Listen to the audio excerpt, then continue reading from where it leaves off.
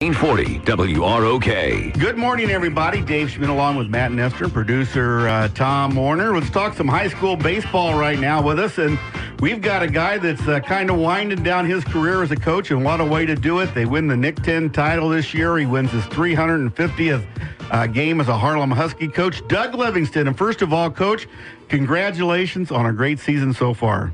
Good morning. Thank you very much. It's been an up and down, exciting year.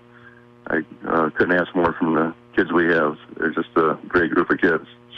You know, how exciting was it to win the conference this year, and just the work that went into it and the different teams you had to face? I'm sure that's got to feel good to come out on top there. It's been awesome. These guys, I've had 6 or 7 of them been on the varsity for 3 years now, and they just have bought into everything, and this group gets along so awesome. We've got 10 seniors this year, and I couldn't be more proud of them. It's a very competitive league. I was over at the Belvedere North East game the other night, and 2 really good ball clubs. And I mean, every night it was kind of like you had to play some teams that would give you a challenge. It wasn't like a cupcake walk for you guys this year either, was it? No, we had. I was looking at the stats the other day, and we played 30 games, and a third of them have been one-run games. Wow! And so, it's been 7 of them have been wins and 3 have been losses. They've been close. We had to come back against a very good improving East team to beat them 13-12 in the bottom of the 7th. Guilford and Freeport, both we only beat 3-0, and Freeport gave us our only loss when we went to their place, and they beat us 3-2. And I think last Friday night, too, when it was rainy during the Nick 10 track meet, you guys went extra innings with Hononegah to win that, didn't you? Yeah, that was not the way we want to all the time. That was our 3rd time at home. We've been down 3-0 to a team in the first inning and came back, and Hononegah had us down that game 3-0, and it was back and forth, and that was one of the most exciting games I've been part of in all the years I've been coaching. And come back in the bottom of the 7th with 2 outs. And T.J. Chance came through with a single with 2 strikes and 2 outs with the bases loaded. You've been around the conference for a while. It seemed like for a long time, it really was just kind of you guys, Hononegah, Boylan, maybe one team might pop up in there with a good player or two. But it really seemed like a 3-team league for a long time. But it really has become more competitive, with the Belvederes have had some good programs. Freeport, Guilford, East has really gotten better the last few years. I got to imagine that's helped you guys, even up your game some, just having more competition from a game-to-game basis. No, very much. I've been part of this league, as a player and as a coach all the way through the 90s, and, remember the years when it was, all 9, 10 teams were very competitive throughout the league, and there's some good young talent coming through Belvedere North. They've got a lot of kids coming up, and it's getting a lot of parity in the league right now. I saw you earlier in the year when you played Hononegah, and T.J. Chance had one of those games, and even brought in your first baseman to be the stopper. And pitching is a big part of high school baseball. How much does that help you to be able to bring your first baseman over and throw a couple of pitches and get you out of a jam? Yeah, it's going back to a lot of things that pros are doing. Joe Madden, there's a lot of interesting things going on with pitching now. Last night, it's only the 2nd time I've ever done it. I had a pitcher get the win and the save in the game. Wow, pretty cool, huh? I had to take a kid out for a lefty on lefty matchup, and then brought the kid back in and came back and got both win and the save last night. So, just trying different things, whatever it takes this year, we've done, and the kids have just been, have responded in a great way. So you talk about some of the games where you guys have been down, doing different things, trying different things to win, and obviously it worked for conference. What's been some of the keys for you guys to be able to kind of stay focused and do some of these things? The first thing we talked about this last night as the coaching staff. The very first thing we emphasized was pitching and defense, and our pitching has been under 2 for the whole conference ERA, under 2 ERA, and our defense has been just phenomenal. And I think it does help to have so much senior leadership on the team and kids who just work well together and get along. I mean, these guys hang out together, they do things together all the time, and they trust each other. They trust the coaches, and they've bought into everything, and they've got goals. They wanted to win this conference. They weren't picked to win it, and now we got some more goals coming up with the state tournament. So we'll see how that goes. I know when I was there, your third baseman's Soder, and I love that kid when he played basketball stuff. What a great kid. I know he's signed up to go to the Air Force. Is that the kind of leadership you're talking about, a guy like him?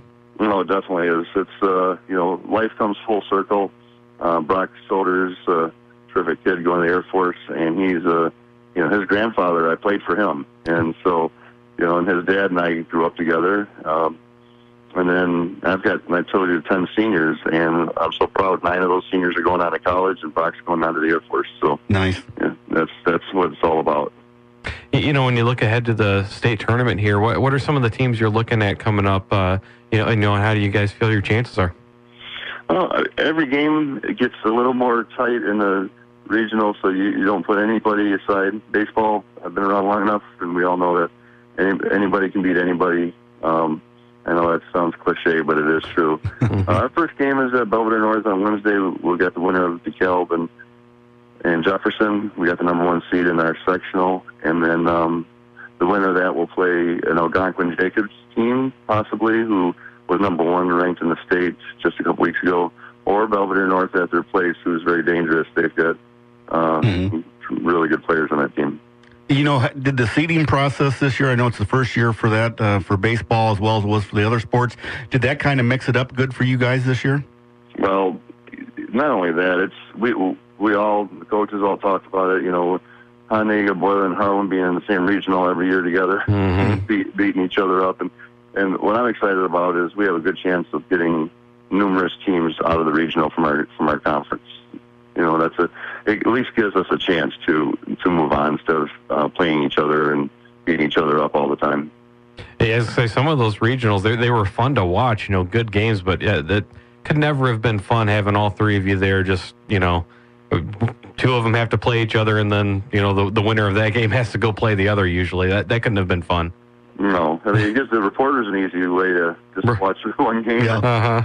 Now they're going to have to travel a little bit, but no, I love it. That's the way it used to be. They used to do the sectionals this way, and like I said, we had a lot more regional champions and even sectional champions back in the day. So I hope they stay with this process. Right now, we're talking with Harlem baseball coach Doug Livingston, and let's talk about your career at Harlem as a coach. I know this couple of weeks ago you won your 350th game, and those are a lot of games. Can you remember your first game? I always ask coaches when they're getting ready to retire and have reached a certain level, if they always remember the first game they won and how that felt.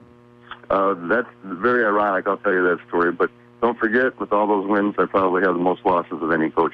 I've heard that answer too a couple times, Coach. But and those are the ones that the coaches remember the most. But yep. I told the kids, I had them sign a ball at 350, and I said, "You guys, I've never won one of these games. It's always been you guys." But ironically, I said I was going to be selfish this week. I said for one time, I said in 1994 when I was coaching at Auburn, my first conference varsity win was at Boylan. And last night we got my last conference varsity win at Boylan. And at both times the scores were 5-2. It's just, I don't know how that worked out, but that is crazy. So I definitely remember that, yes. What kind of changes have you seen over your career there as a coach, just as far as, maybe how the game's played in some ways, different equipment, that kind of stuff? What kind of changes have you seen over the years? Well, that's a great question. I mean, the bats have changed back and forth from home runs were going out at will to now it's more back to small ball, which I like that because I love the fundamentals of the game. I love the kids having to learn the base running and the bunting and hit and runs and defense winning games. I think most pure coaches like that. So that's made a big change. Traveling ball's made a huge change. It's been mostly high school ball for most of my career, and then traveling ball came along and has changed the way kids react to the game a lot, and so we've had to adjust to those things a lot. So, as high school coach, we had to adjust to the traveling ball a lot, too. I was there's more exposure with the college coaches and the showcases now, too. Yeah. I was at the Belvedere Northeast game, and I was sitting to this nice lady. It's It's Gowan's Grandma Brown, and I guess they play with the big dogs. She was rooting for both teams during the game. I kept looking down there and said, now, who are you really rooting for? She said, well, I'm rooting for the kids on my grandson's summer league team. They're very close, aren't they, in this area? Those kids all know each other, give each other the business when they're playing. Does that help a little bit, too, because everybody kind of understands what's going on? I think as coaches, we don't really like it so much, but I get it. I grew up like that, too. Kid at Boylan, Max Maney, his dad and I played ball together. Like you mentioned, Gowan, his father and I played ball together. So it's kind of neat. I talk to those kids on the, out there. But when my kids, I got a kid at second base, and I see him turn around talking to shortstop, and he's almost going to get picked off because he's trying to have a conversation, and it drives you nuts. But I get it. That's part of the deal, and I'm glad these kids are. It's nice that they get along like that too. Are there any games from your career other than your first and last ones? There any games that kind of stick out, or any players that I'm sure you're going to remember all your players, and you don't want to forget anybody here. But any games or players that kind of stick out from your career? You want me to narrow this down right now? You've had a whole week to think about this stuff, Coach. I know. It's been an emotional week. When they had a little get-together the other day, I mentioned, again, another ironic thing. Like, I was coaching my brother back at Auburn in the 90s, and he got the game-winning hit at Harlem against Harlem back in the day. And, now I'm coaching at Harlem. So that was looking back on that, that's a pretty special moment. I could say the regional championships and the conference championships have been awesome, but my biggest thrill, my family knows that, and is when I go to practice and I see former players coming back and wanting to help out, and former coaches helping out, and I look in the dugout during the games and see college kids or kids who graduated coming back and helping us out. I wear a different T-shirt every day of a kid who graduated from Harlem and went on to play baseball somewhere or went on to college somewhere. They send me a T-shirt all the time, and I wear that every day, and I tell the rest of my program that story about that kid, and I said, that's your goal someday, is to get me a T-shirt. Now you're going to make me cry, Coach, and I'm a tough guy, you know that. Hey, thank you. But the real goal is for them to move on and move on with their lives and know that we're always there for them. That's why I'm doing it, and I'm sure that's why most coaches are doing it. Now you're getting ready to retire from Harlem as the baseball coach. Can you give us some kind of a timeline when you decided this was a good time to do it, and why you thought it was a good time to do it? Last year, and I told my wife about it, and we kept that to ourselves for a good year. But I just kind of knew it was time. It's like when your playing career and everything else, you just kind of know it's time to step down. And I'm very comfortable with my decision. I have two beautiful, awesome kids who are seniors right now. They go to Rockford Christian, and Nolan and Nicole, they're twins, and they're going on to college next year. And it's time to just keep up with the family now and possibly get my golf game a little better. Yeah. You have two kids in college. You're going to have to be thinking about a lot of stuff, huh, Coach? That's true. Maybe I'll do some. I do a lot of umpiring. I think I'll have to get on there a little more. Do you really do a lot of umpiring? How does that make you different as a coach, being an umpire, too? That's a great question. I tell everybody I should have done that a long time ago. Every coach should umpire at some point. It's helped me so much, I think, with how the way I handle the umpires on the field, how I know the rules a little bit better. So, it does help out a lot. And I think everybody should do that, because if you get to know every aspect of the game, it makes you that much better as a coach, too. Oh, and it's tough, too, because you kind of probably understand that these umpires are trying to make split-second decisions now, with all these different rules that are out there, so, I got to imagine it's got to make it think a little bit different when maybe a call you don't think goes your way.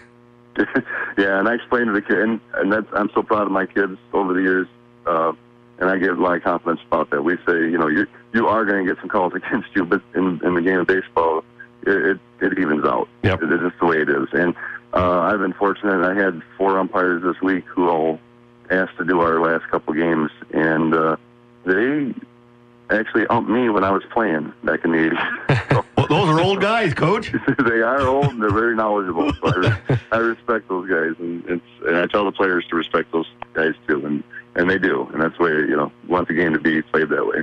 Rockford Lutheran, they named the field after their living coach, Neil Bertram. Are they going to name it Doug Livingston when you're still alive yet? I would be. I haven't even thought about that. Neil and I are good friends. He just went into the Hall of Fame this last year for the High School Hall of Fame, and well-deserved, too. Yeah, a great coach, and he's over 400 wins and a few more years than me, so I give him a lot of credit for that.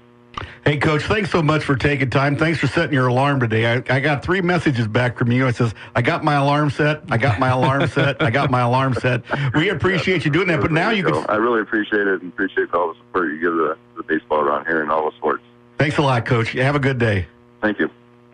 There's a good guy. I like the T-shirt thing. Yeah, that's a great story. That's unique way of doing it. And you think about it, man, as long as he's coach, he probably doesn't even have to buy his own clothes anymore. Yeah, just it's all provided for him now with these kids that go to college. He may have to come see you at the bank with 2 kids in college. That's for sure. You'd help him out. Yeah, definitely help him out. Harlem grads. Yeah. We're going to take a time out. We'll wrap up the Stateline Sports Hour in just a moment right here on News Talk 1440 WROK.